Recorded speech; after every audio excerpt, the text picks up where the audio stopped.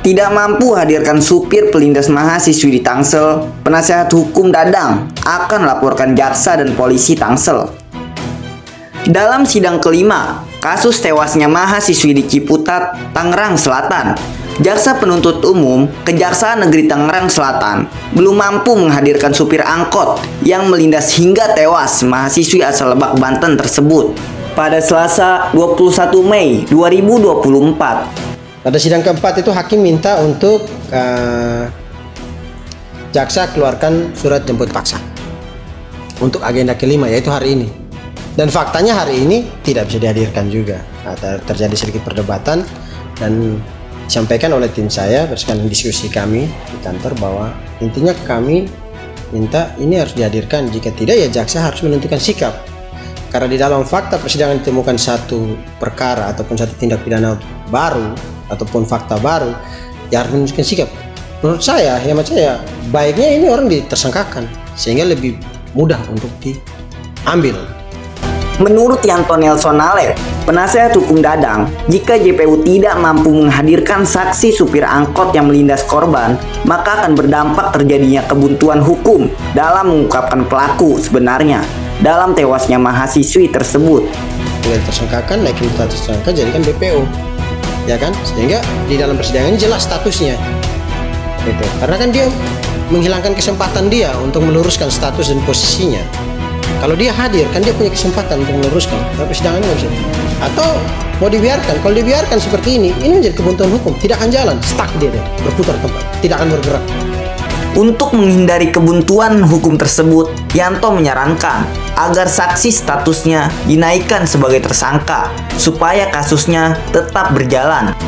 Karena di dalam fakta persidangan ditemukan satu perkara ataupun satu tindak pidana baru ataupun fakta baru, ya harus menunjukkan sikap.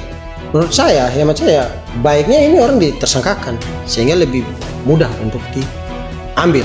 Saya sudah ditersangkakan, naikin status tersangka jadikan BPO. Ya kan, sehingga di dalam persidangan ini jelas statusnya gitu. Karena kan dia menghilangkan kesempatan dia untuk meluruskan status dan posisinya. Kalau dia hadir kan dia punya kesempatan untuk meluruskan, tapi persidangan nggak bisa. Tidak mampunya jaksa menghadirkan saksi pelindas korban, Yanto menilai sebagai bentuk kelalaian jaksa dan polisi dari awal penyelidikan. Kalau pemandangan saya sebagai orang yang berpraktik hukum dalam kondisi aluran-aluran yang kita lewati ini ada kelalaian di awal, saya duga. Kan sudah lihat nih kondisi seperti ini, harusnya ini kan jangan dilepas. Karena peran utama, orang yang paling berperan adalah yang kita duga ini saat ini. Nah, kenapa pada waktu itu tidak dilakukan tindakan antisipasi oleh penyidik? Nah, penyidik menentukan nasibnya pun hasil rekomendasi dari jaksa yang di P19 itu. Pertanyaannya, apa rekomendasi jaksa sehingga orang ini tetap begini? Oke lah, pandangan penyidik kita anggap dengan pandangan dia bahwa orang ini tidak berperan banyak yang sekarang kita menjadi perdebatan kita. Tapi kan jaksa sebagai orang yang meneliti perkara ini harusnya kan lebih jeli. Akibat kelalaian tersebut, Yanto akan melaporkan JPU Kejari Tangsel ke atasan mereka dan pengawas jaksa, sedangkan untuk polisi akan dilaporkan ke Propam Polri. Akibat teledor penerapan hukum ini, menurut saya satu teledor. Jadi mulai hari ini saya akan suratin kedua instansi ini, baik kejaksaan dan kepolisian. Segala penjuru saya akan suratin biar lebih terang. Artinya kita belajar dari hal ini, besok-besok jangan pernah menganggap bahwa segala sesuatu mudah dan gampang. Kita harus melihat bahwa apapun suatu perkara pidana, di situ ada asasi orang yang dipertaruhkan. Oke lah, mungkin korban di sana dianggap meninggal, tapi bagaimana dengan klien saya yang sekarang saya melihat jadi korban? Keluarganya juga bisa berantakan, korbannya lebih banyak karena dia tidak bisa bekerja, ya kan, ditahan badan, kan terjadi perbuatan tidak keadilan bagi klien saya. Ini maksud saya tetap akan suratin kedua instansi ini. Kemana Bang?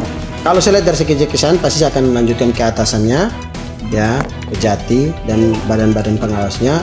Dari kepolisian saya akan suratin ke Polda sampai ke Mabes dengan tingkat-tingkat pengawasannya. Kalau kepolisian kemungkinan saya akan suratin ke Propam sama Wasidik.